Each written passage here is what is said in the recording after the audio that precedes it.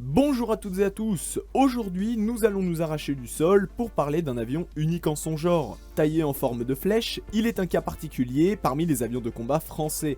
Ayant servi pendant près de 40 ans au sein de l'armée de l'air française, nous allons aujourd'hui parler du Mirage F1. Avant de commencer cette présentation, je voulais vous informer que celle-ci sera légèrement différente de d'habitude, de par l'histoire complexe de l'appareil. Pour que la compréhension soit plus aisée, j'ai décidé de diviser en deux chemins l'histoire du Mirage F1. Vous retrouverez les deux parties distinctes sur votre barre de navigation. Sur ce, bonne vidéo! Dans les années 60, la course à la vitesse et les gros moteurs, pour ne pas dire énormes pour certains, tels le MiG-25 Foxbat ou l'Avro CF-105 par exemple, sont la norme. Malgré cela, en 1963, l'état-major de l'armée de l'air élabore les spécifications d'un avion de pénétration basse altitude tout temps. Plusieurs critères vont être établis.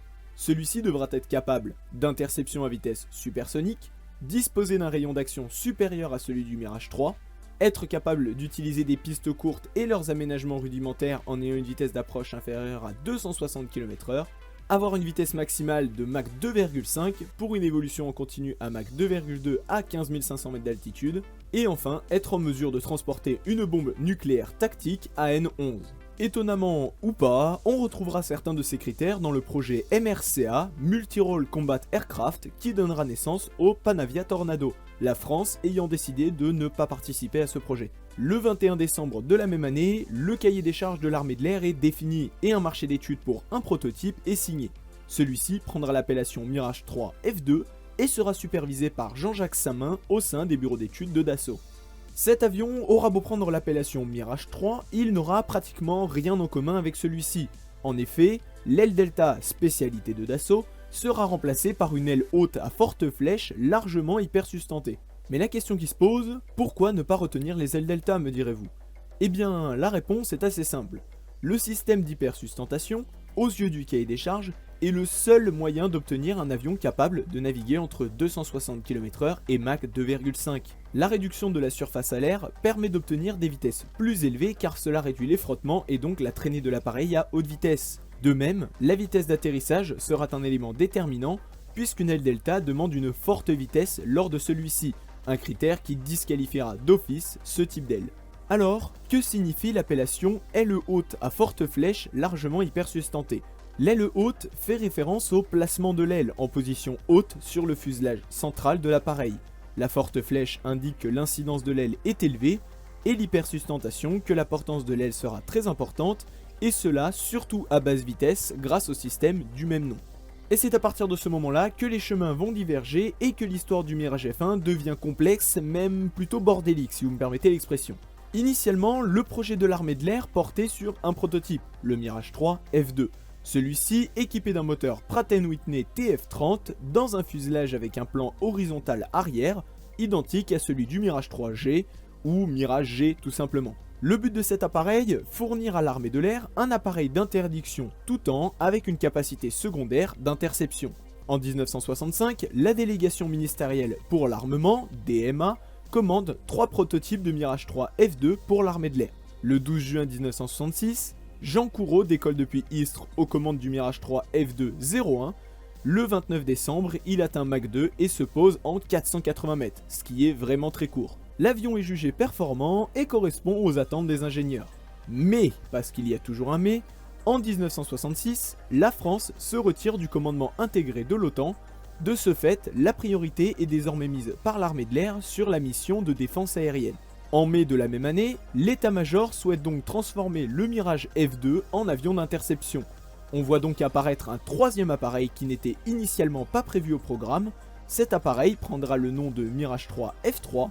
Monoplace et doté d'un monoréacteur Pratt & Whitney Snecma TF306, il sera une version optimisée pour l'interception. Malheureusement pour lui, en 1967, il est jugé trop coûteux et trop dépendant de la technologie américaine. De plus, pour enfoncer le clou, la même année, le Mirage G01 réussit l'ensemble de ses tests, ce qui va définitivement mettre un terme au projet de Mirage 3 F2 et F3. Au final, le Mirage 3 F2 effectuera de nombreux vols d'essai et le Mirage 3 F3 restera au stade de planche à dessin. Mais une autre question se pose alors. Pourquoi s'appelait-il F2 et F3 et où est passée la version F1? Eh bien, c'est à ce moment-là qu'on en revient à celle-ci. Lorsque Jean-Jacques Samin est chargé des travaux sur le Mirage 3 F2, pour rappel en 1963, Marcel Dassault, qui n'apprécie guère celui-ci, lance en 1964, sur fonds propres de l'entreprise, un avion plus petit baptisé Mirage E2. Ce Mirage, monoplace surtout destiné à l'export, reprendra notamment la voilure en flèche du Mirage 3 F2 en travaux, afin de lui aussi répondre au cahier des charges émis par l'armée de l'air en 1963. Les dimensions du Mirage E2 seront plus proches de celles d'un Mirage 3. Le système d'armes sera repris du Mirage 3E, avec des canons d'EFA 553, des missiles R530, ainsi que des équipements de frappe au sol, tels des bombes, des roquettes, et j'en passe. La motorisation, elle, proviendra du Mirage 4A, avec un Attar 9K31 offrant une poussée à sec de 4,7 tonnes pour 6,7 tonnes en post-combustion. Tout le reste de l'appareil sera directement repris des travaux du Mirage 3 F2. Si ces deux avions ont pris l'appellation F2 et F3, c'est dû au fait que Marcel Dassault souhaitait conserver le nom F1 pour son futur appareil. Et cela ne va pas tarder. En 1965, le premier prototype du Mirage 3 E2 sort de l'usine et se voit rebaptisé Mirage F1-01. Celui-ci effectuera son premier vol le 23 décembre 1966 à Melun-Villaroche, piloté par René Bigan. Quelques semaines plus tard, le 7 janvier 1967, il atteint Mach 2 lors de son 4e vol d'essai.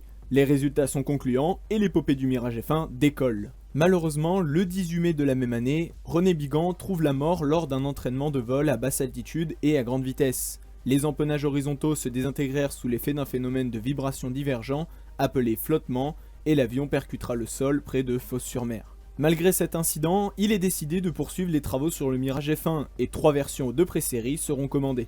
Ces appareils prendront les appellations Mirage F1 02, 03 et 04, le Mirage F1 01 ayant été détruit dans l'accident. Le Mirage F1 02 sera identique au Mirage F1 01, tout en corrigeant cependant le phénomène de vibration divergent à l'origine de l'accident. Le premier vol de celui-ci aura lieu le 20 mars 1969, et ce, piloté par Jean-Marie Saguet. Le 03, lui, différera au niveau de la motorisation, avec un tout nouveau moteur Attar 9K50, le premier vol ayant lieu le 18 septembre 1969. Et enfin, le 04, également équipé du moteur Attar 9K50, sera en plus lui doté du système d'armes et de l'électronique finale de l'appareil, que l'on retrouvera sur l'ensemble des avions de série. Le premier vol de celui-ci ayant eu lieu le 17 juin 1970, piloté par Alain Trétout. L'ensemble des tests réalisés sur les différents appareils sont un succès et la version de série est lancée. Le premier appareil de série effectue son premier vol à Mérignac le 15 février 1973 aux mains de Guy Mito-Moroir pour une livraison des premiers appareils à l'armée de l'air l'année suivante.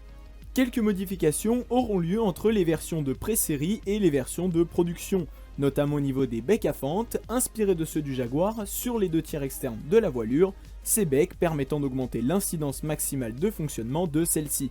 D'autres modifications auront lieu au fur et à mesure des livraisons sur demande de l'armée de l'air, comme de nouveaux volets pour accroître la manœuvrabilité en combat aérien, l'installation d'un RWR Thomson CSF Barracks, ainsi qu'une perche de ravitaillement. L'avion est maintenant en production, et pour moi, un autre problème commence, les variantes et évolutions de l'appareil. Ce n'est pas moins de 8 versions qui vont être produites et ce, à différentes époques. Il rencontrera également un énorme succès à l'export avec près de 15 pays acquéreurs.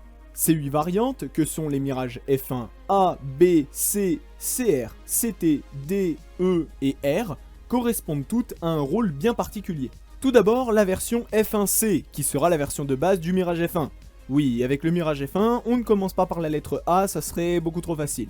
Cette version est optimisée pour la défense aérienne, tout temps et toute altitude. C'est également la version la plus utilisée et la plus connue de l'armée de l'air. C'est sur cette version que l'on se concentrera avec les versions CR et CT des versions modifiées du F1C. La version F1A, réalisée sur demande de l'Afrique du Sud, également dérivée de la version F1C, verra son électronique simplifiée et sa capacité interne en carburant accrue. La version F1B, elle, version biplace du F1C, sera développée sur demande du Koweït et sera également acquise par l'armée française, notamment pour la formation des pilotes. Enfin, les versions D, E et R seront toutes 3 des versions d'exportation. Le D sera une version d'exportation du Mirage 3B, biplace, le E du F1C avec des capacités air-sol améliorées, E pour exportation, Le problème de cette version est qu'elle est parfois plus proche des versions A que des versions F1C et inversement. Et enfin le R qui sera la version d'exportation du F1CT. On peut notamment citer l'histoire des Mirage F1 AZ et CZ, sud-africains, rachetés par la compagnie privée Aerosud qui, après leur rachat, tentera de les doter de moteurs SMR 95 dérivés du Klimov RD33 équipant le MiG-29. Cependant, l'appareil ne dépassera pas le stade de prototype. On retrouve aussi le F1 MF2000 modernisé pour le Maroc avec le montage d'un radar dérivé du RDY provenant du Mirage 2000, ce nouveau radar permettant notamment le tir de missiles Mika, l'ajout d'un SNA système de navigation d'attaque, ainsi que de nouvelles contre-mesures.